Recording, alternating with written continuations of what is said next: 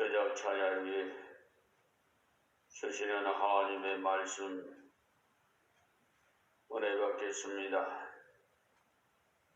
이사야 12장 1절에서 6절의 말씀을 봉독해 올리겠습니다.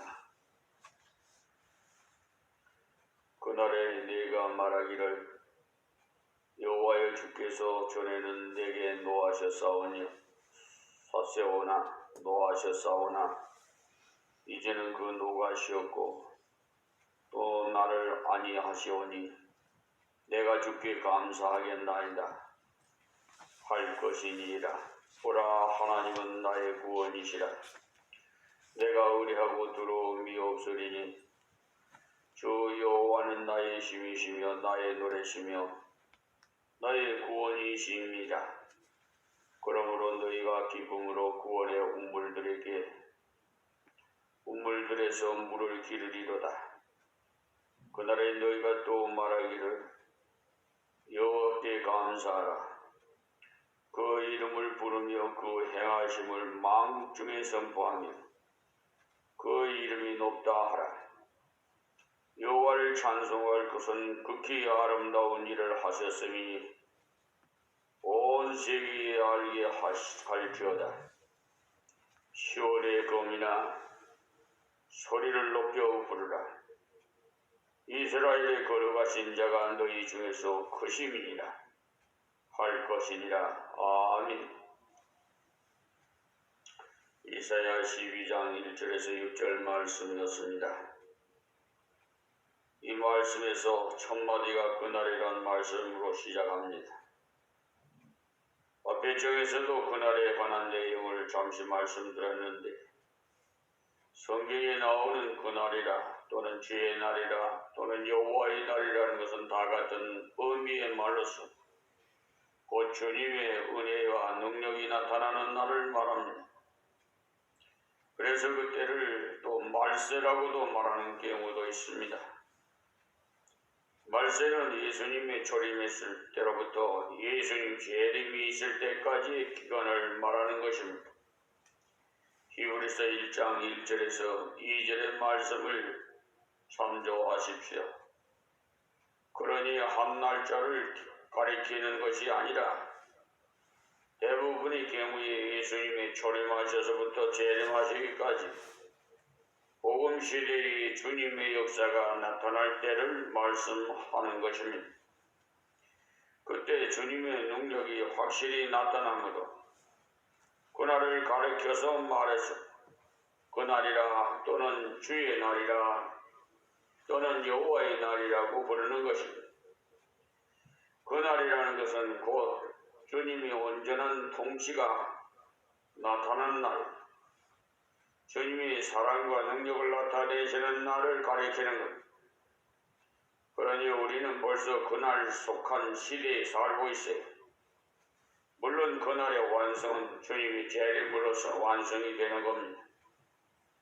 그날에는 하나님께서 우리에게 주실 은총이 너무나도 클 겁니다. 그런 은총을 지금 우리가 받아 누리고 있는지 먼저 자신을 살펴야 해요. 그리고 그 은총을 받은 자는 어떤 생각의 자세로 어떤 방법으로 하나님께 영광을 돌려서 주님을 기쁘시게 해드려야 하는지를 1절에서 6절까지 짤막하게 기록해 두었어요. 이 짤막한 말씀에서 하나님께서 우리에게 어떤 의미를 주시려고 작정하셨는지 또 그 은혜를 어떻게 하면 받아들일 수 있는지 또 그것을 받은 자는 어떤 방법으로 하나님께 영광을 돌려야 하는지 살펴보겠습니다.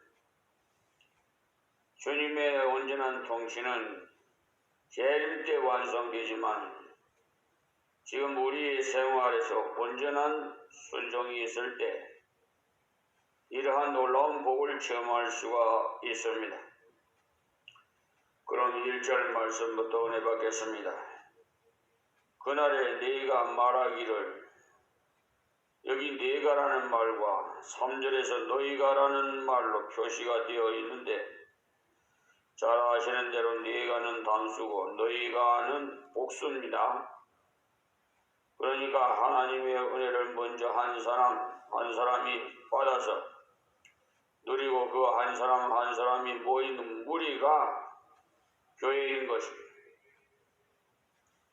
6절에서 보시면은 시온의 거미나라고 하셨는데 그것은 교회를 가리켜서 말하는 것입니다.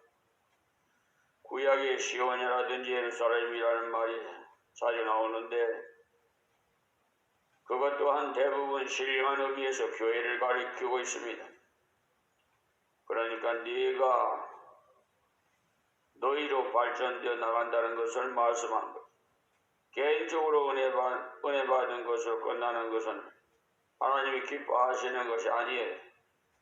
우리 그리스도인들이 모여서 함께 협력하되 하나님께 받은 은사대로 하나님께 영광 돌릴 때 하나님의 영광이 더 크게 드러나고 우리들의 기쁨도 더 커지고 은혜의 체험도 더 놀라워지는 것입니다.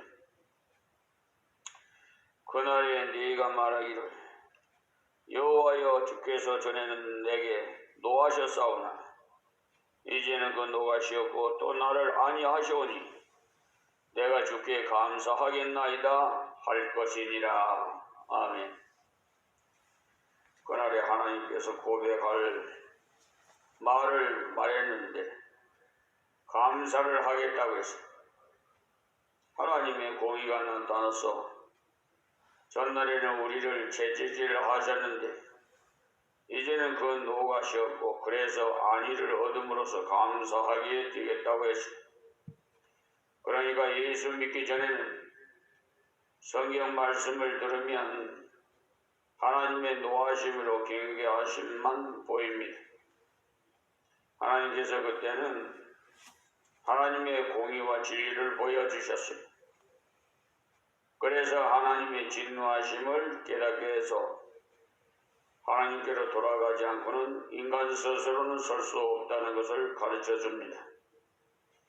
하나님의 긍휼의 말씀을 받아들이기 전에는 계속 하나님의 재직과 공의와 심판하는 도구로서 진리가 보여요.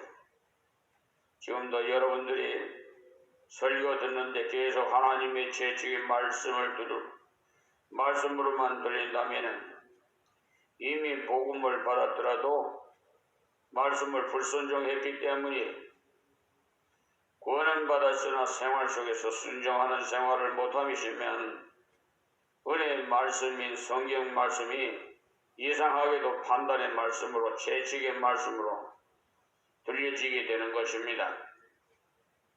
그래서 목사님이 설교하면 치는 설교라고 은혜가 안 된다고 그런 분들은 회개해야 합니다. 전에는 내게 노하셨사오나 그런데 이 말씀 내가 하나님을 의지하지 않았을 때는 계속 노하시는 일만 보이더라는 것. 그것이 그때 하나님의 사랑이 간섭. 이 사실을 깨닫는 자만이 회개를 합니다. 자신의 힘으로는 도저히 천국 갈 수 없다는 사실을 아는 데서부터 출발해서 복음의 말씀을 받아들이기 시작하는 것입니다. 이제는 그 노가시었고 왜 쉬었느냐? 하나님께 의지하고 하나님께 돌아갔을 때는 하나님께서 수고하고 무거운 짐진 자들아 다 내게로 오라 내가 너를 쉬게 하리라 라고 예수님 말씀하신 말씀대로 우리의 심령의 죄를 소멸하심으로 쉼을 주십니다. 하나님과 원수가 되었던 우리가 감옥에서 그의 자녀가 되므로 우리를 쉬게 해 주십니다. 그러나 수고하고 무거운 짐을 자기가 지고 있으면 계속 수고해서 골탕을 먹어요. 그럴 때는 계속 하나님의 채찍만 받고요. 수고하고 무거운 짐을 바르게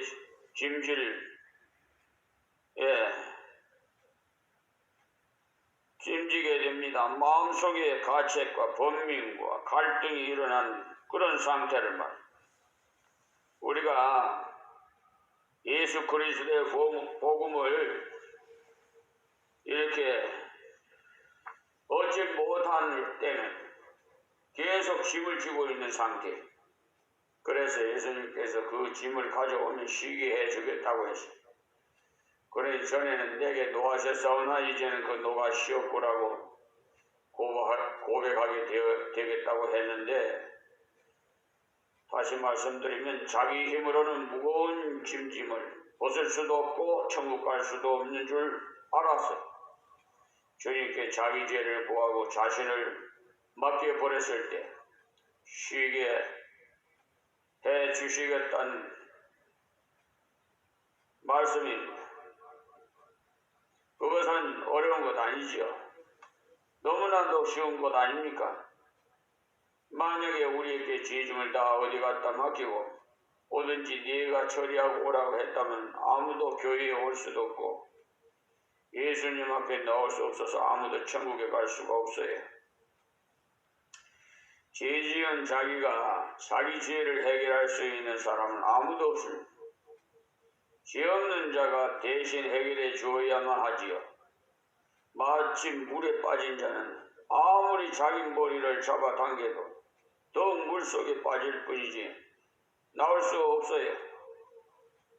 바깥에 빠지지 않은 자가 건져줘야만 가능하지요. 여기서 그리스도를 통해서 주시는 은혜에 대해서 먼저 말씀하시기를 복음을 믿을 때 가장 먼저 심령의 쉼을 얻게 된다고 말씀하셨어요.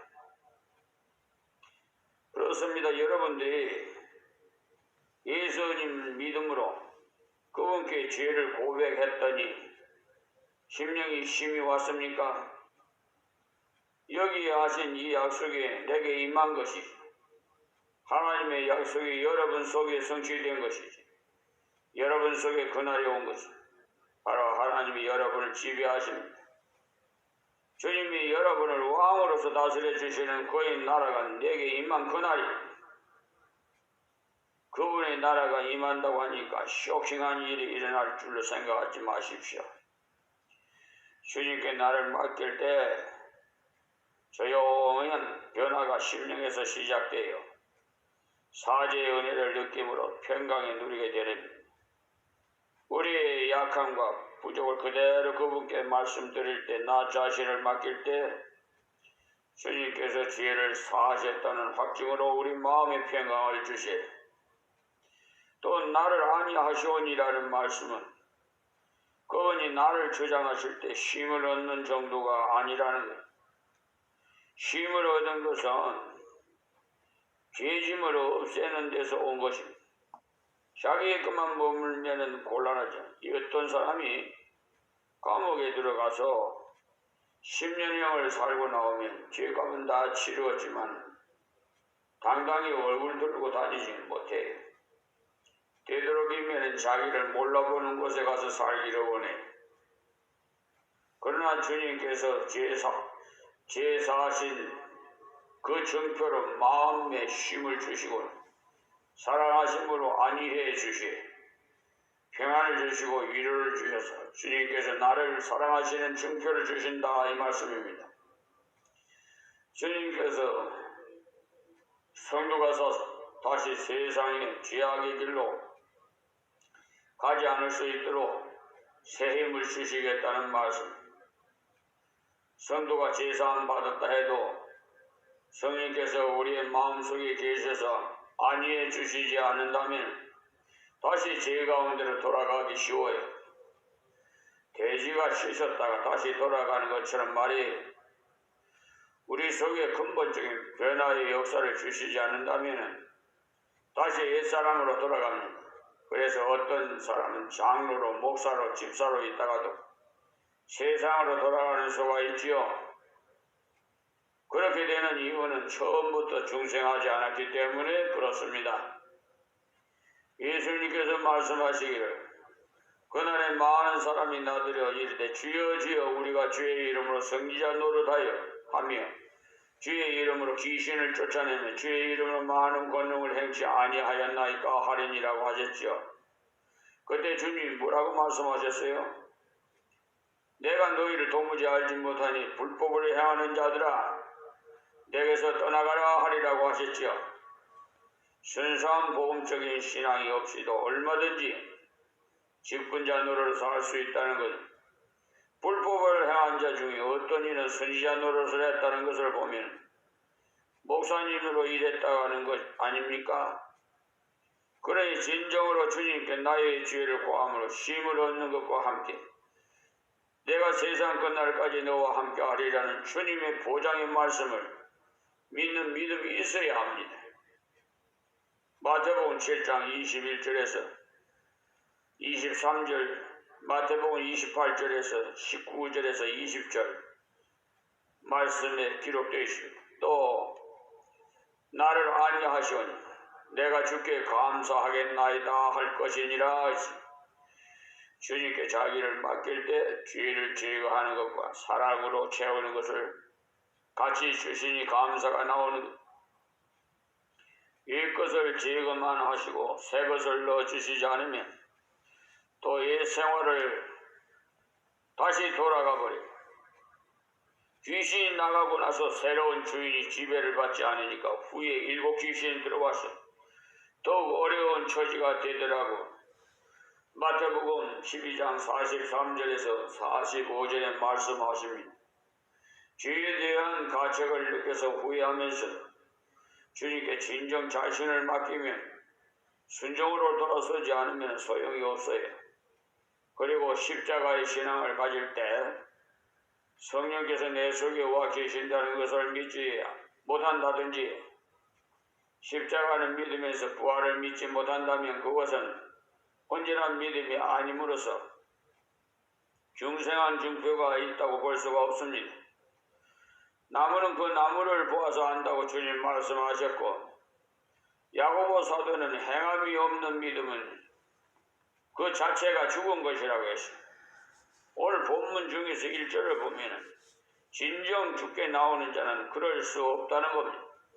쉼을 주시고 안위해 주시 얼마나 안전합니까? 제가 이런 진리를 바르게 깨달았을 때 얼마나 감격스럽고 감사했는지 몰라요. 다른 사람은 이런 말씀이 필요 없을지 몰라도 스스로 설 수 없는 저에게 이런 말씀이 꼭 필요해요. 제가 신앙생활하며 그래요. 하나님께서 굳게 붙잡아 주시지 않으면 저도 모르는 사이에 또 옛 생활로 돌아가요. 걱정 근심에 사로잡히고요. 또 죄에 대한 가책을 느끼고 죄를 회개할 때 하나님께서 깨끗이 사해 주셨는데도 자꾸 가책을 느꼈어요. 덜 사해 주셨는지 그런 것 같이 불안에 빠지기도 하고. 그래서 어떤 분은 다시 회개하고 부흥해야 할 때마다 회개한 죄를 또다시 회개하고 또 하는 사람이 있어요. 그것은 하나님 말씀에 근거한 회개를 하지 않았겠거나 말씀에 지식이 없어서 그래요.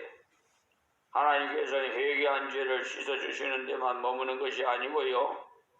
성령으로 새롭게 하심으로 죄를 완전히 씻었다는 보장을 주십니다.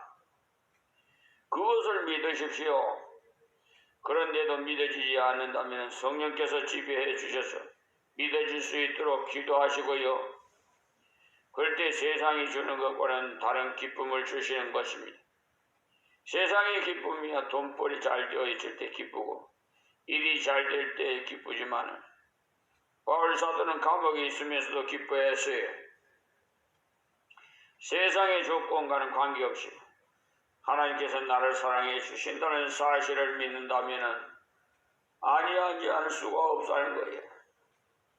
세상의 친구가 깊이 사랑해줘도 위로가 되고 용기가 나는데 전능하신 하나님께서 나를 극진히 사랑하시되 영원히나 사랑하신다는 사실을 알 때 얼마나 안위가 되겠습니까? 그래서 감사하겠나이다 라고 했는데 이런 은혜 입은 자라면 감사하는 것이 마땅하고 자연스러운 것이라는 것 때문에 감사는 하나님의 은혜 받은 것에 대한 성도의 답변과 같은 거예요. 받으려고 감사하는 것이 아니고요. 그런데 많은 사람들이 오해해서 내가 감사하면 하나님이 더 많이 주실 것이라는 생각으로 드리는데 그건 좀 오산입니다. 내가 이만큼 드리면 덧붙여 주실 것이라고 생각하는 경우가 많아요. 은혜란 그런 거 아닙니다. 전혀 자기 쪽에는 한 것이 없는데 하나님께서 쉬게 하셨고 아니게 하셨으니까 감격해서 계산 없이 감사하는 거죠. 감사라는 하나님의 은총에 대한 바른 대답입니다.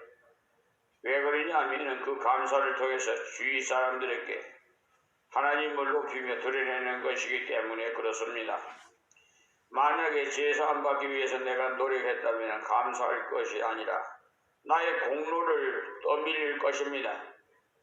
떠벌리고 구원 역사는요 오로지 하나님의 단독 사역입니다. 우리의 공로라고는 아무것도 없습니다. 단지 하나님 주신 것을 받아들이는 것뿐이 믿음으로 수납하는 건 공로가 아니죠. 믿음이 강하다고 공로가 될 수가 없어요. 믿음이 강하다는 것은 구원에 대해서도 믿고 생활에 대해서도 주님을 믿는 것을 말하는 겁니다. 대신 약한 믿음이란 구원 문제는 믿는데 생활 문제는 자기가 다 염려하는 것을 말해요. 그런 사람은 생활을 주님께 맡기는 믿음의 증표가 없다는 거예요. 그러나 둘 다 주의 은혜로 구원을 받은 것이 믿음의 분량 때문에 구원받은 아니에요. 믿음의 분량이 크면 하나님께 영광을 더욱 크게 돌리게 되는 겁니다. 그러니까 1절 말씀에서 보시는 대로 그리스도의 은혜로 하나님의 노가 치었으므로 성도에게는 쉼과 안위가 있게 되었으니까 감사가 솟아나올 수밖에 없지요. 다음 절 말씀 보시면 한마디 마디가 주옥 같은 은혜의 말씀인데요. 2절에 보라 그랬어요. 이 보라라는 말씀은 시작되었는데 보라라는 말씀은 다음에 나오는 내용을 강조하기 위한 표현입니다. 보라 하나님은 나의 구원이시라. 먼저 하나님은 주신 은혜를 소개하면서 하나님은 나의 구원이시라는 것입니다. 특히 하나님은 우리의 구원이 아니라 나의 구원이라고 표현하는 것이 특이합니다. 구원은 언제나 개인적인 관계에서 이루어지는 사건이라는 것을 아시기 바랍니다.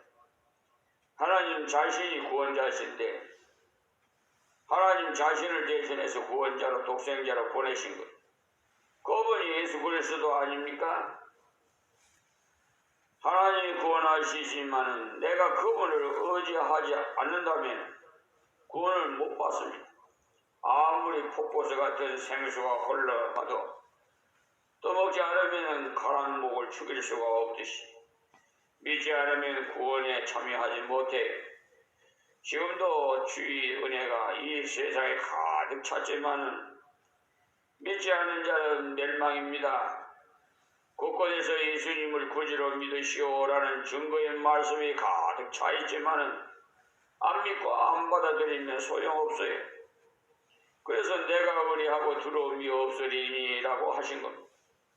주님 주시는 구원을 내가 경험하려면 내가 주님을 의뢰할 때 구원이 내게 역사합니다. 온전히 건짐을 받습니다. 구원이 없는 자에게는 두려움과 고통이 있습니다. 그래서 구원받는 상태를 두려움이 없으리니라고 이렇게 표현했어요. 죄로 인해 멸망길로 가는 자에게 사죄의 은총을 주실 때 그것을 믿으면 심령의 두려움을 없애주시는 것입니다. 하나님의 구원자 되심을 경험하려면 내가 그분을 의지해 봐야 합니다. 여러분의 죄를 그분께 회개해 봐야 평화를 체험적으로 합니다. 생활 문제를 그분께 의지해 봐야 필요를 채우시는 은혜를 실험적으로 알 수 있어요. 건강 문제를 그분께 의지해 봐야 고치심의 은혜를 통해서 공의를 압니다. 그럴 때 그리스도 안에 있는 두려움이 없어져요. 그리고 주 여호와는 나의 힘이시며라고 했지요. 그러니 앞에서는 의리함을 통해서 사죄의 구원의 은혜를 체험하고요. 두려움이 없어졌다고 했어요. 죄 가운데서 건짐을 받을 체험을 말하는 거예요.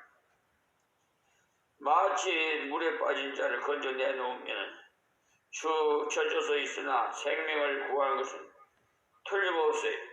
그런데 하나님은 구원의 은혜에서 그치지 않으시고 구원된 자에게 주님께서 능력과 은혜를 주셔서 힘이 있는 자로 만들어 주십니다. 제사함 받는 것도 인생의 주님을 의지했을 때 일어나지만 또 주님께 간구할 때 힘을 주시고 능력을 주셔요.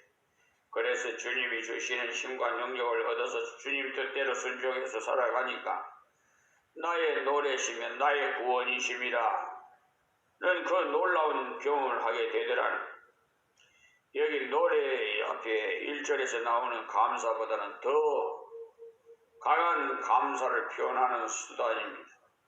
기도로 하는 감사는요 속으로도 할 수가 있지만 노래는 소리 내야 하잖아요.